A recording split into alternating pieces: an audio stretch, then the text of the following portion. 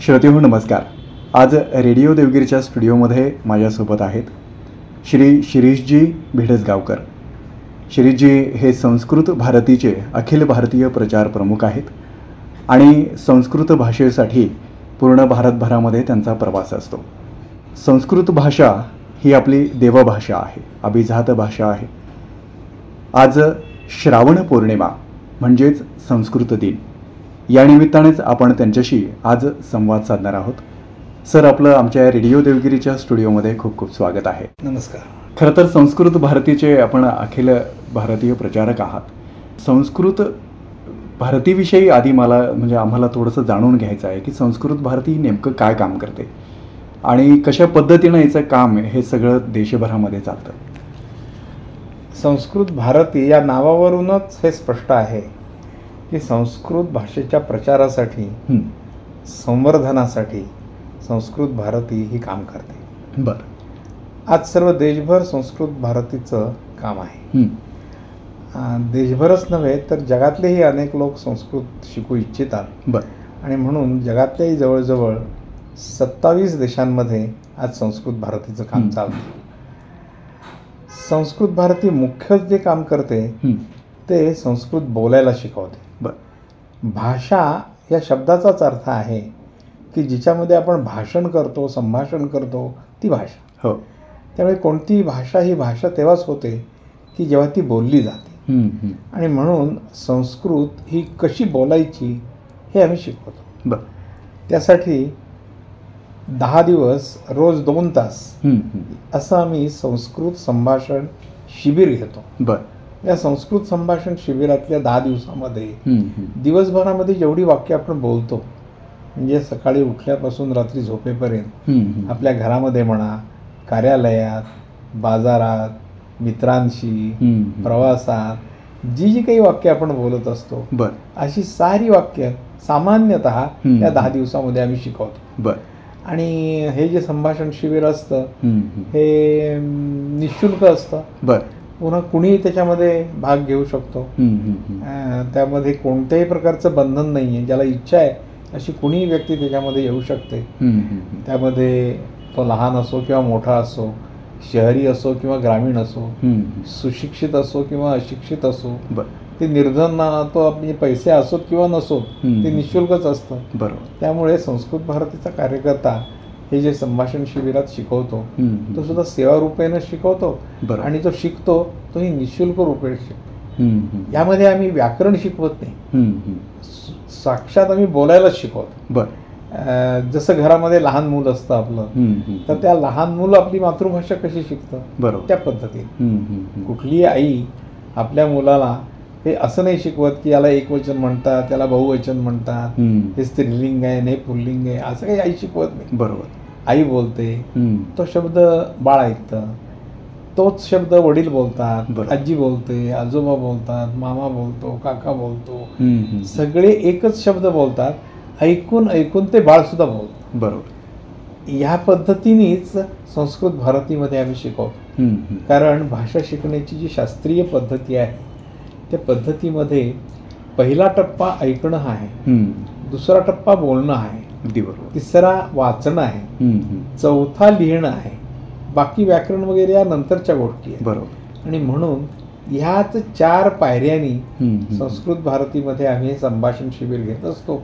आणि या 10 दिवसामध्ये अशा पद्धतीने लोक संस्कृत बोलायला लागतात.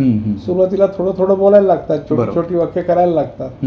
आणि मग जसं जसं त्यांची गोडी वाढते तसं ते आणखीन पुढचे पण गोष्टी शिकू इच्छितात. बरोबर. मग त्याप्रमाणे त्यांच्या शिक्षणासाठी म्हणून आम्ही इतरही अनेक उपक्रम नंतर चालवतो, त्याच्यामध्ये ते सहभागी घेतात. खरं तर आपण संस्कृत भारती जे काम करते त्याविषयी आपण सांगितलं, परंतु आत्ता आपण जर बघितलं की शिक्षण व्यवस्था आतापर्यंतची की त्यामध्ये संस्कृत ही शिकण्याचं जी काही म्हणजे संधी आहे किंवा ज्या ज्या शाळांमध्ये किंवा कॉलेजेसमध्ये हे फार कमी आहे किंवा लोकांचं तिकडे जाण्याचा जो कल आहे संस्कृतकडे तो फार कमी आहे.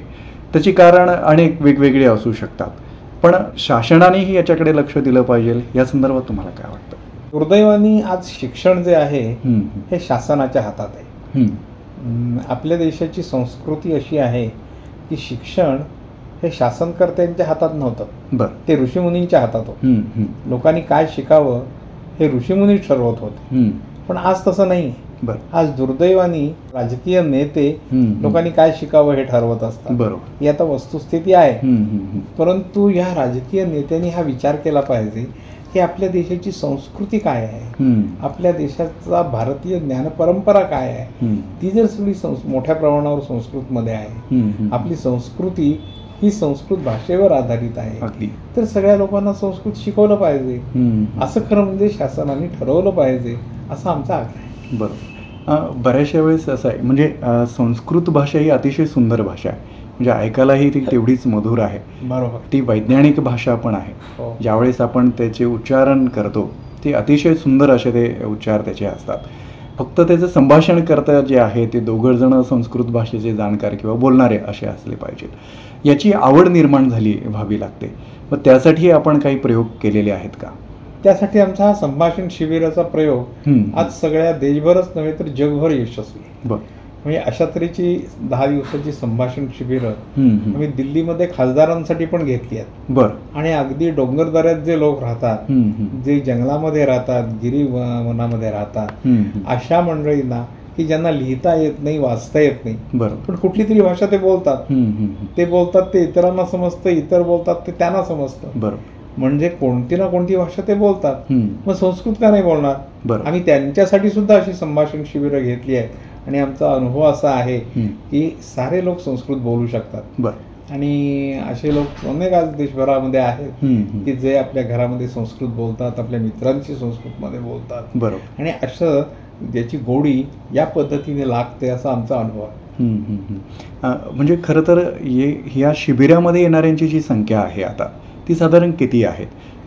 आत्तापर्यंत साधारणपणे आम्ही हे जे काम आहे हे सुरू झालं 1981 साली. बरं. हे आता 42-43 वर्ष झाली आहेत. आत्तापर्यंत जवळजवळ 1.5 लाख शिबिरं आत्तापर्यंत आम्ही अशी घेतली. बरं बरं. त्यामुळे खूप मोठ्या प्रमाणावर संख्या यामध्ये आली आहे आणि येतही असते. आता ह्याच्या पुढचं जरा थोडा अभ्यास चालू ठेवणं याच्यासाठी पण आम्ही निरनिराळे उपक्रम करतो. म्हणजे मग काही जणांची इच्छा असते, लोकांच्या मागणीप्रमाणे करतो आम्ही की बा आम्हाला घरी बसून शिकण्यासाठी काहीतरी उपाय द्या, म्हणून आम्ही त्यांच्यासाठी पत्रद्वारा संस्कृत अशा माध्यमातून शिकवतो. अनेक लोकांची इच्छा असते की ज्या आम्हाला गीता समजावी म्हणून संस्कृत शिकवा, मग त्यांच्यासाठी आम्ही गीता शिक्षण केंद्र घेतो. अनेक लोकांना असं वाटतं की आजकाल शाळांमध्ये संस्कृत नाहीये, मग आपल्या मुलांना थोडं तरी संस्कृत कळावं म्हणून मग त्यांच्यासाठी आम्ही बालकेंद्र घेतो. सरळ संस्कृत परीक्षा या नावाच्या शालाबाह्य परीक्षा पण आम्ही घेतो. असे अनेक तऱ्हेचे उपक्रम आम्ही संस्कृत लोकांना शिकावं पुढे म्हणून यासाठी घेत असतो. या सगळ्या उपक्रमात लोक सहभागी घेतात. अगदी बरोबर. म्हणजे मला यालाच धरून पुढचा असा प्रश्न विचारायचा होता की हे 10 दिवसाचं शिबिर ज्यावेळेस लोक करतात आणि त्यात येऊन समजा की ज्या काही जीवन उपयोगी असणाऱ्या दिवसभराच्या ज्या काही घटना आपल्या असतात त्याचं संभाषण हे त्याने संस्कृतमध्ये करावं असं आपल्याला वाटतं. परंतु कुटुंबातली एखादी व्यक्ती असेल पण ते पूर्ण कुटुंब हे संस्कृत बोललं पाहिजे किंवा त्यांची ती भाषा झाली पाहिजे. घरामध्ये सुद्धा त्याचं संभाषण तशा पद्धतीनं जर व्हायला लागलं तर ते हळूहळू मग समाजामध्ये जाईल. तर याच्यासाठीचे आणखीन पुढचे जे काही टप्पे असतात तर ते काही आपण ठरवलेले आहेत का?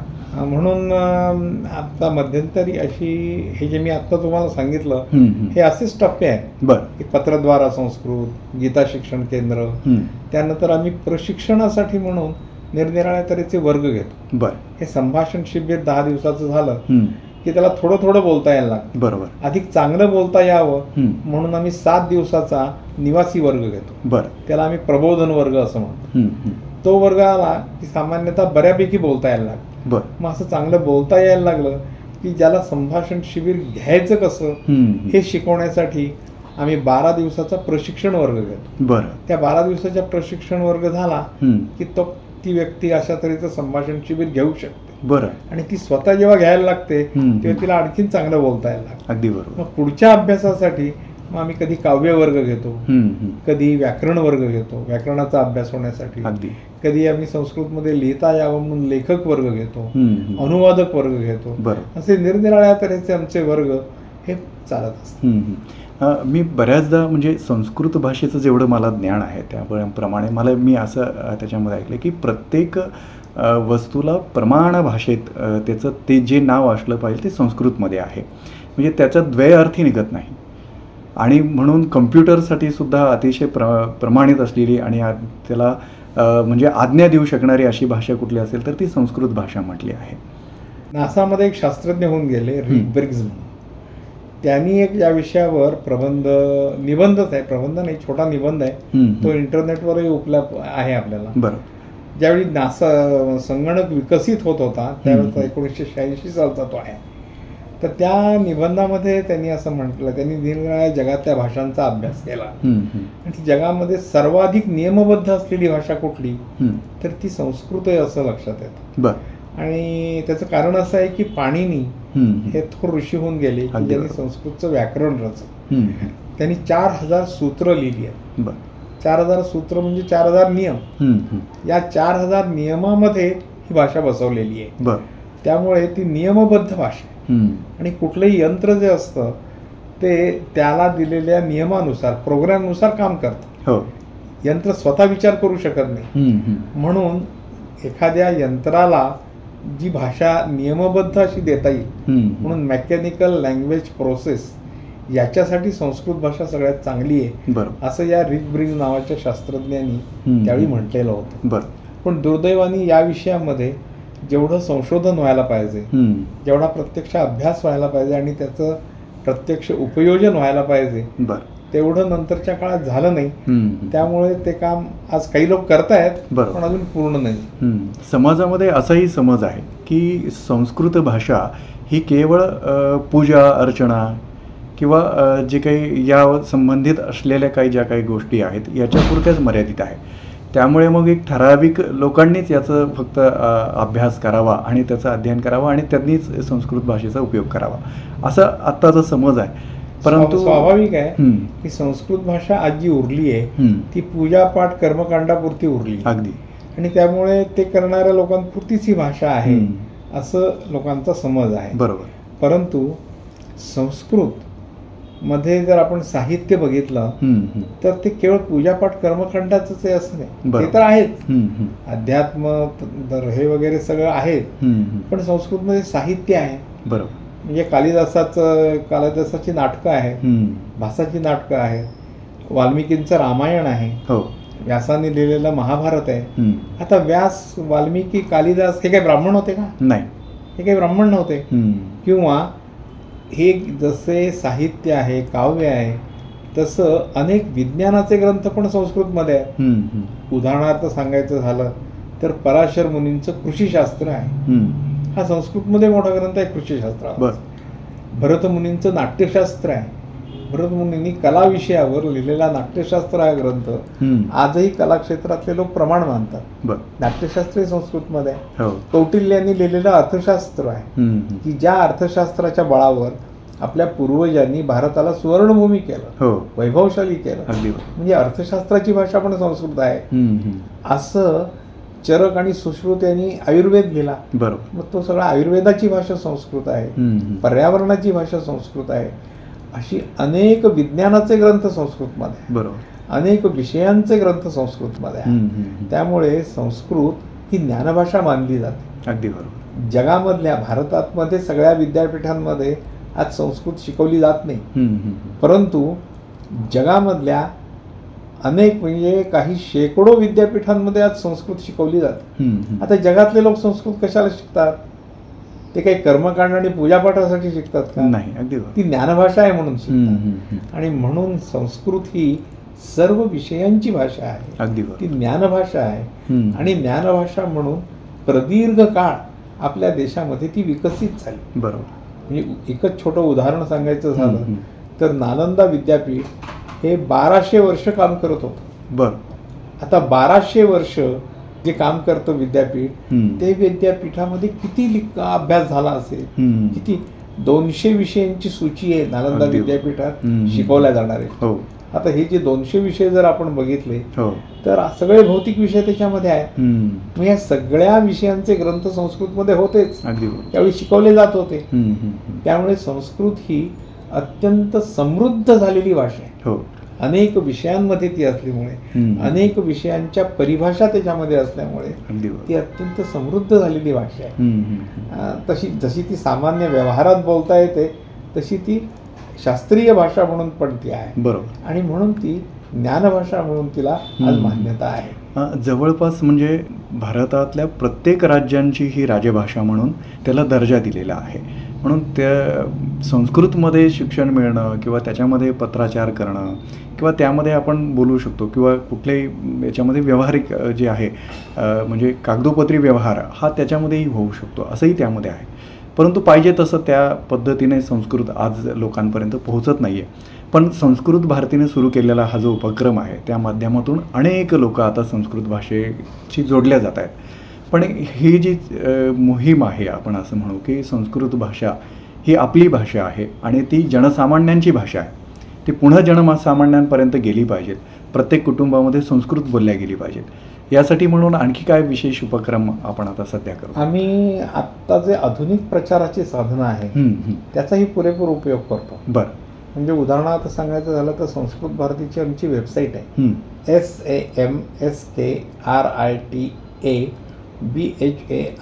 samskrati.in या नावाची ही वेबसाईट आहे.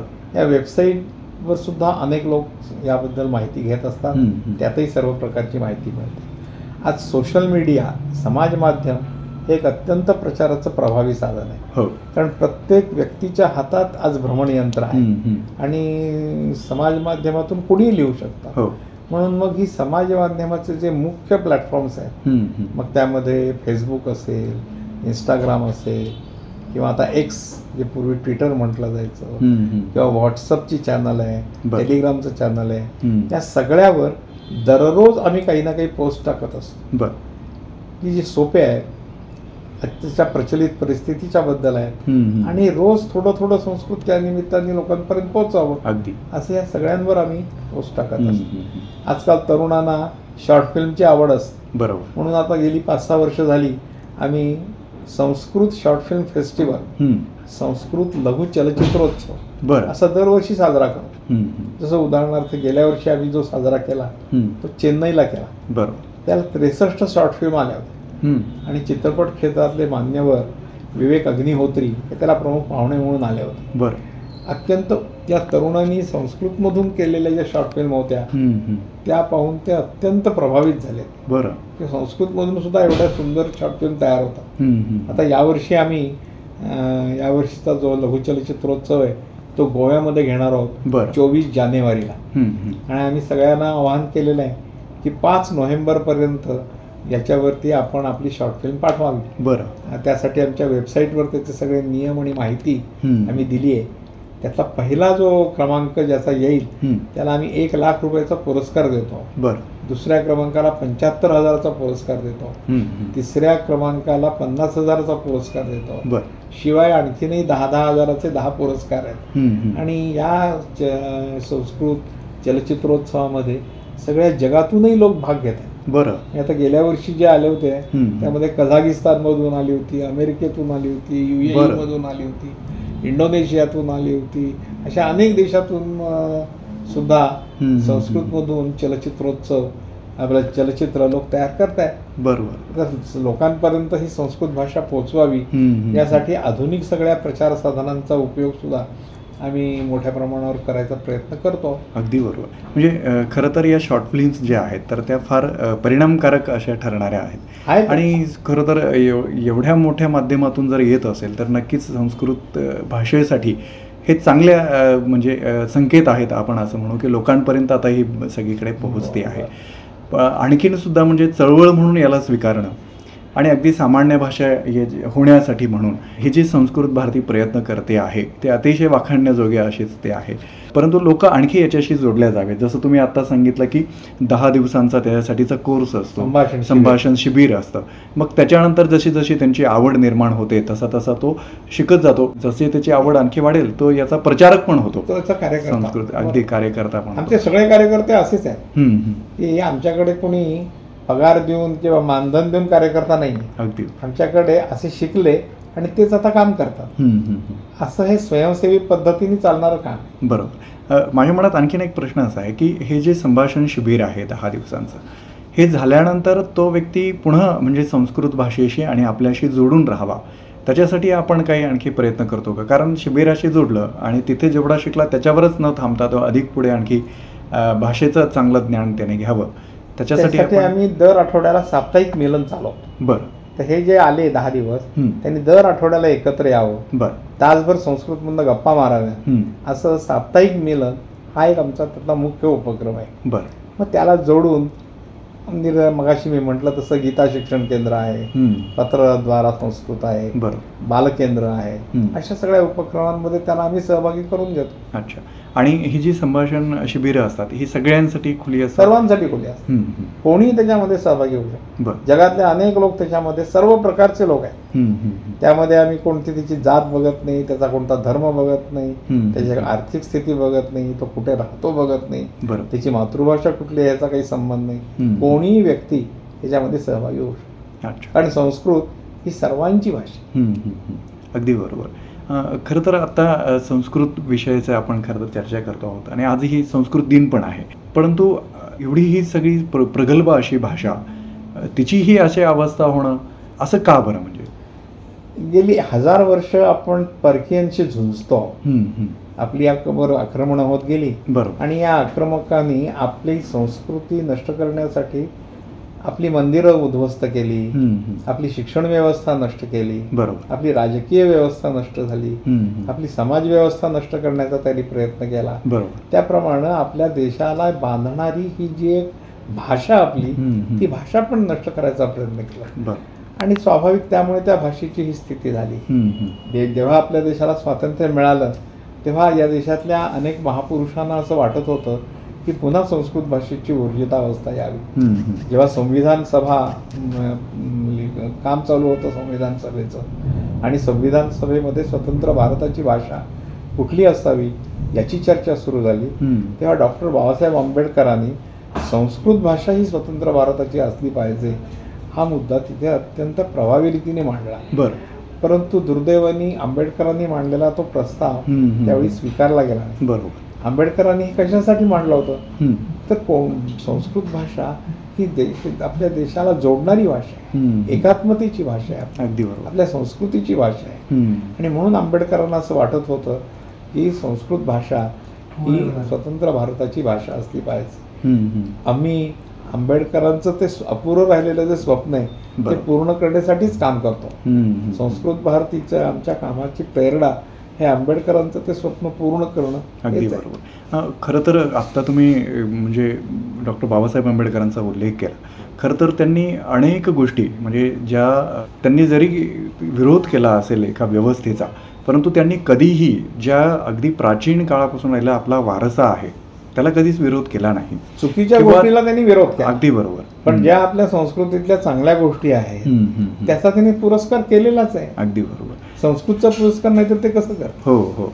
आणि म्हणूनच ना किंवा आजही त्यांचाच नावाचा आधार घेऊन कदाचित या सगळ्या गोष्टी बाहेर लोटल्या जातात की नाही, त्यांनी सांगितलं की आपण म्हणजे त्यांच्या ज्या काही शपथ आहेत त्याच्यावरून की संस्कृत भाषा आता शिकायची नाही, ती देवा भाषा आहे. बाबासाहेबांनी असं कुठेही म्हटलं, अगदी कुठे म्हटलं नाही, परंतु त्यांचं नाव बाबासाहेबांनी संस्कृत भाषेचं संविधान सभेमध्ये ज्या पद्धतीने समर्थन केलंय अगदी ते जर आपण पाहिलं तर आपल्याला बाबासाहेबांची राष्ट्रभक्ती लक्षात येईल. हो. आपली सांस्कृतिक त्यांची धारणा काय होती हे स्पष्ट होईल. नक्कीच. आणि म्हणून आज या संस्कृत दिनाच्या निमित्ताने आपण सर्वांनी बाबासाहेब आंबेडकरांचं स्मरण केलं पाहिजे. अगदी. आणि त्यांचं स्वप्नपूर्तीसाठी प्रयत्न केला पाहिजे असं मला वाटतं. अगदी बरोबर. खरं तर संस्कृत भाषा ही प्रत्येकाने शिकली पाहिजे, प्रत्येकापर्यंत पोहोचली पाहिजे आणि त्याच्यासाठी संस्कृत भारती हे प्रयत्न करतेच आहे.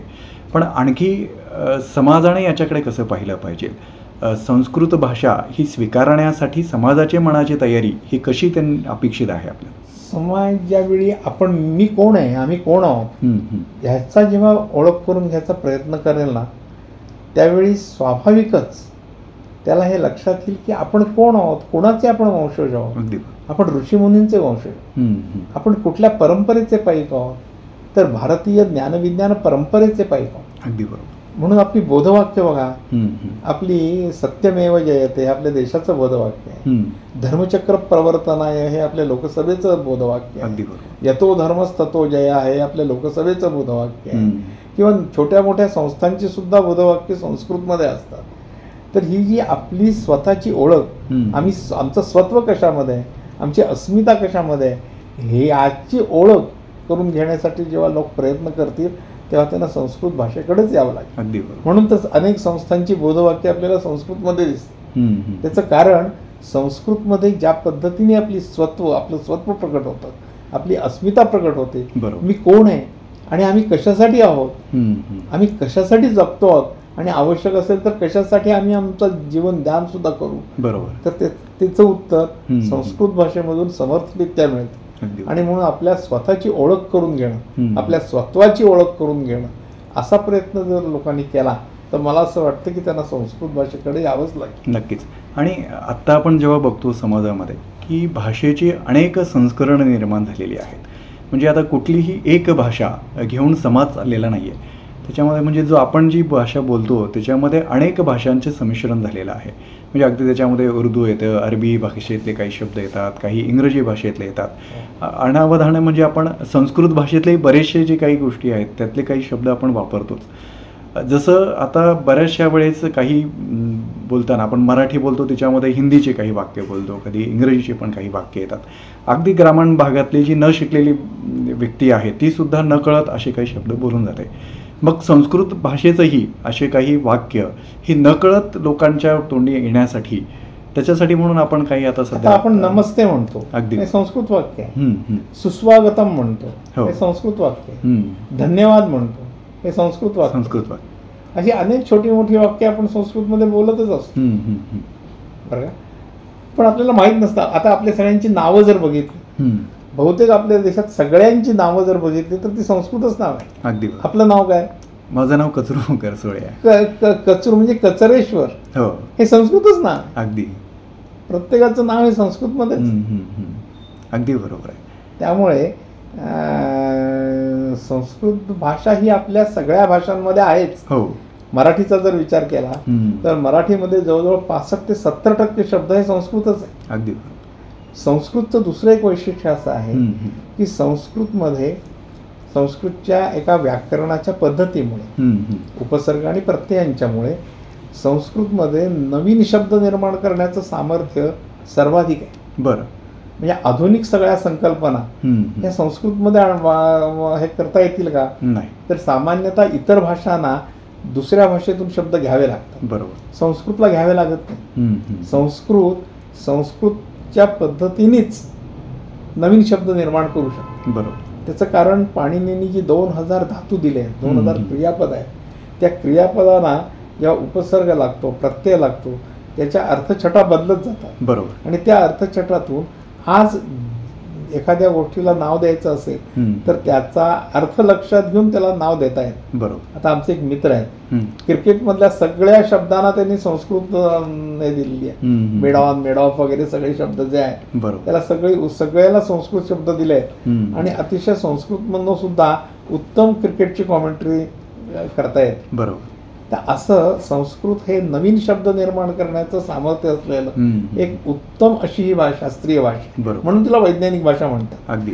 तर त्यामुळे संस्कृतला इतर भाषांमधून घेण्याची गरज अशी भासत नाही. पण समजा काही शब्द इतर भाषांनी घेतले तरी बिघडले काय? अगदी बरोबर. आणखी एक गोष्ट अशी आहे की म्हणूनच याच कारणासाठी आपल्या संविधानामध्ये बाबासाहेब आंबेडकरांनी असं लिहिलं आहे की भारतीय भाषांच्या संवर्धनासाठी, बरोबर, भारतीय भाषा अधिक समृद्ध करण्यासाठी आपण संस्कृत भाषेचा आधार घ्यावा.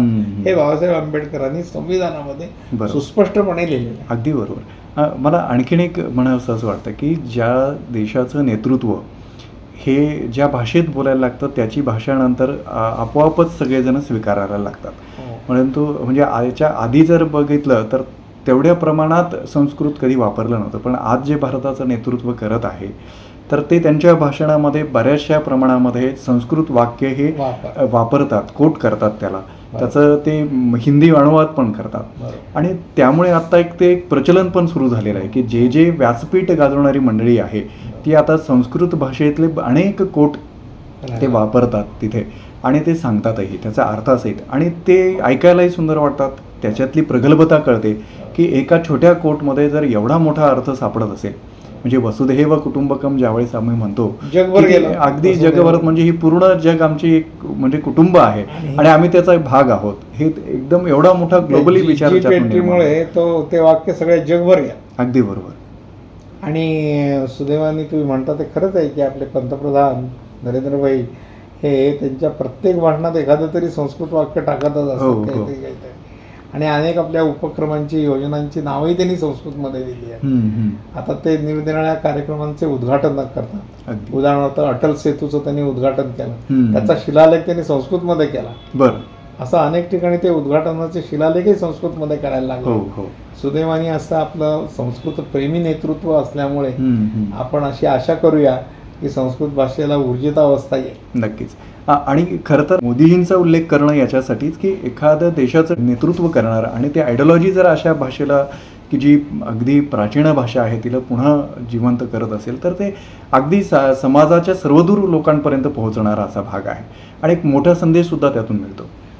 संस्कृती जशी प्राचीन भाषा आहे तशी ती आजची पण आहे. अगदी. कारण आपल्या सगळ्यांची आजची नावं संस्कृत आहे आणि जशी आजची भाषा आहे तशी उद्याची भाषा पण संस्कृत आहे. बरोबर. कारण ही जी संगणकाला उपयुक्त असं म्हणतात तर अशी नियमबद्ध असलेली ही भाषा, म्हणून ती जशी कालची होती आजची आहे तशी ती उद्याची सुद्धा आहे. नक्कीच. मला आणखीन एक प्रश्न असा विचारायचा की संस्कृत भारती नक्कीच म्हणजे कुटुंबात वापरणारे जे काही छोट्या छोट्या वस्तू आहेत किंवा नियमित उपयोगीत येणाऱ्या किंवा खाणपानामध्ये येणारे पदार्थ याच्यासाठीचे संस्कृत जे काही शब्द आहेत त्याची एक शब्दावली तयार केली असेल. हो, केली. तर ती आपल्या वेबसाईटवरती अवेलेबल आहे का किंवा आपण तिचा सुद्धा प्रचार करतो? आम्ही एक छोटीशी पुस्तिका आहे आमची, वदतु संस्कृतम म्हणून. बरं. 5 रुपयाची आपल्या खिशात बसेल एवढी आहे. अच्छा. तर तिच्यामध्ये रोज आपण सामान्यतः जेवढी वाक्य बोलतो अशी 250 वाक्य दिली आहेत. बरं. की मराठी पण आहे आणि संस्कृत. त्यामुळे अशी आम्ही छोटी छोटी पुस्तकं पण काढली आहेत. बरं. आणि असे अनेक शब्द की जे नेहमी आपल्याला लागतात. बरोबर. अशा शब्दांच्यासाठी आम्ही शब्दकोश पण काढलेले आहेत. याच्यासाठी विचारलं, जवळजवळ अशी आम्ही निरनिराळ्या प्रकारची 450 पुस्तकं आतापर्यंत प्रकाशित केली. म्हणजे याच्यासाठी आहे की अशी जर शब्द संस्कृत शब्द की याला पर्यायी हा शब्द संस्कृत आहे आणि तो आपण वापरला आणि तो जर प्रचलनात आला की नक्कीच काय होतं की हळूहळू लोकांच्या त्या शब्दसाठ्यांमध्ये संस्कृत शब्दही जास्त वाढत चालतात आणि मग ते ज्यावेळेस कधी समजा हे शिबिर करतील तर ते अधिक सोपं त्या संदर्भात. आणि संस्कृत शब्द हे देशभर सगळीकडे चालतात. अगदी. त्यामुळे एक शब्द निरनिराळ्या भाषांमध्ये एकाच अर्थाने जेव्हा येतो असे अनेक संस्कृत शब्द जे निरनिराळ्या भाषांमध्ये आहेत ते आपल्याला बाहेरच्या प्रवासात लक्षात येतात. अगदी बरोबर. आणि खरं तर तुमचा प्रवास हा देशभरामध्ये असतो, तुम्ही वेगवेगळ्या राज्यांमध्ये जातात, त्या ठिकाणी मग बोलल्या जाणारी भाषा आणि त्याला पुन्हा संस्कृत भाषा याच्यामध्ये तुम्हाला काही फरक जाणवतो? म्हणजे आता मी केरळमध्ये गेलो. बरं. तर केरळमध्ये ज्या काय आमच्या कार्यकर्त्याच्या घरी मी उतरलो होतो तर त्याच्या समोरच्या अंगणामध्ये काही मुलं खेळत होती. बरं. तर मी आपला त्यांचा खेळ बघत होतो. तर खेळ झाल्यावर ती मुलं बसली गप्पा लहान. तर त्यातलं एक जण म्हणाले की आम्हाला गोष्ट सांगा. तर मी त्याला म्हटलं ठीक आहे तुम्हाला मी गोष्ट सांगतो, पण मला तर काही मल्याळम भाषा येत नाही. मग मी त्याला म्हटलं मी तुम्हाला हिंदीत सांगू शकतो, इंग्रजीत सांगू शकतो किंवा संस्कृतमध्ये सांगू शकतो. बरोबर. कुठल्या भाषेत सांगू? तर त्यातला एक जर मला म्हणाला की संस्कृतमध्ये सांगा. मग मी त्यांना संस्कृतमध्ये एक छोटी 10 मिनिटाची गोष्ट सांगितली. बरं. आश्चर्य असं की ती गोष्ट त्या सगळ्या मुलांना समजली. बरं. वा. मग मी त्यांना विचारलं की तुम्हाला कशी काय समजली?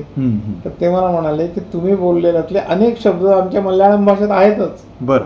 मग मी म्हटलं जर मी हिंदीत, ते म्हणाले हिंदीत बोलले असते किंवा इंग्रजीत बोलले असते तर आम्हाला जेवढं कळलं असतं त्याच्यापेक्षा जास्त आम्हाला संस्कृतमध्ये कळलं. कारण मल्याळम भाषेमध्ये अनेक शब्द संस्कृत आहे. त्यामुळे संस्कृत ही एका अर्थाने आपल्या सगळ्या देशाला जोडणारी भाषा. अगदी बरोबर. हे बाबासाहेब आंबेडकरांचं जे म्हणणं आहे ते खरंच अगदी बरोबर. खरं तर संस्कृत भाषेसाठी सुवर्ण काळाचे दिवस येणं त्याच्यासाठी जे काही प्रयत्न म्हणजे आपण करतो आहोत किंवा समाजाने ही भाषा आता स्वीकारावी त्यासाठी आणखी काही विशेष आपण कार्यक्रम आता आगामी काही कार्यक्रम आखतो आहोत का किंवा या संदर्भात काही पाऊल आपण उचलतो? आम्ही हा जो संस्कृत दिन साजरा करतो तो त्यासाठीच करतो. बरं. आणि मला असं वाटतं की यामध्ये तुम्हासारख्या प्रचार माध्यमातल्या व्यक्तींचं योगदान हे फार महत्वाचं आहे. अगदी बरोबर. कारण प्रचार माध्यमं ही लोकमानस बनवत असतात. वर्तमानपत्रातून, दूरदर्शनवरून, या सगळ्या प्रचार माध्यमांमधून लोकांचं मानस घडवणं हे एक महत्त्वाचं राष्ट्रीय कर्तव्य आहे. नक्कीच. म्हणून आपण जर सगळ्या प्रसार माध्यमांनी ही जर भूमिका घेतली की आम्ही या संस्कृत भाषेचा योग्य पद्धतीने लोकांच्यापर्यंत नेऊन पोहोचवू, तिचं जे यथार्थ स्वरूप आहे, ज्ञानभाषा म्हणून जे स्वरूप आहे ते लोकांपर्यंत नेऊन पोहोचू, असं जर प्रसार माध्यमांनी ठरवलं तर मला असं वाटतं की हे काम लवकर होईल. नक्कीच.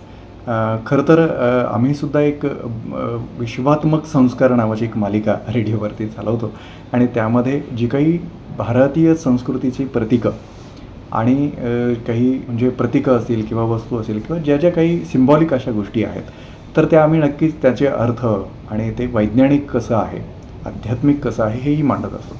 तर खरं तर आजचा भाग हा त्याच्यातलाच एक भाग असा आपण म्हणूया आणि लोकांना ते पुन्हा या भाषेविषयीची आवड निर्माण होणं आणि संस्कृत भाषेकडे सगळ्यांनी वळणं हा एक त्यातला भाग आपण महत्त्वाचा म्हणू.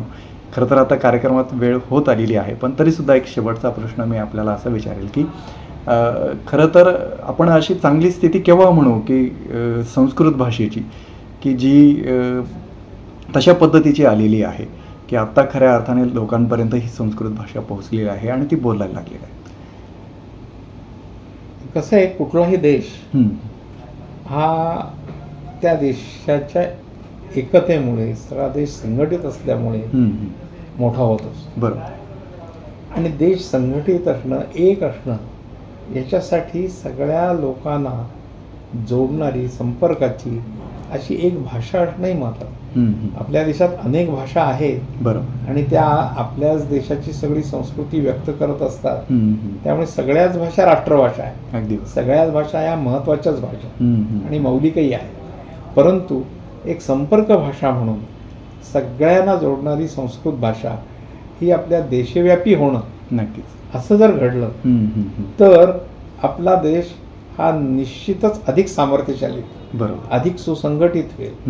म्हणून देश सुसंस्कृत होणं म्हणजेच देश वैभवशाली होणं असं आहे. अगदी. मला असं वाटतं ती स्थिती येणं हे आपल्या सगळ्यांच्या मनामधलं स्वप्न आहे की पुन्हा आमचा देश हा जगामध्ये सर्वश्रेष्ठ व्हावा, जगामध्ये विश्वगुरू व्हावा. एक काळ असा होता की उच्च शिक्षणासाठी जगातले तरुण आपल्या देशात येत होते. आज असं आहे की आज आमचे तरुण उच्च शिक्षणासाठी बाहेर जात आहेत. अगदी बरोबर. पुन्हा आमच्या देशामधली अशी एक विश्वगुरूची स्थिती आमच्या देशाने प्राप्त करावी, समाजाने प्राप्त करावी. त्यासाठी आपला देश सुसंस्कृत होणं ही एक अत्यंत महत्त्वाची गोष्ट आहे. मला असं वाटतं असं होणं हे आपल्या सगळ्यांचं स्वप्न आहे. अगदी. नक्कीच.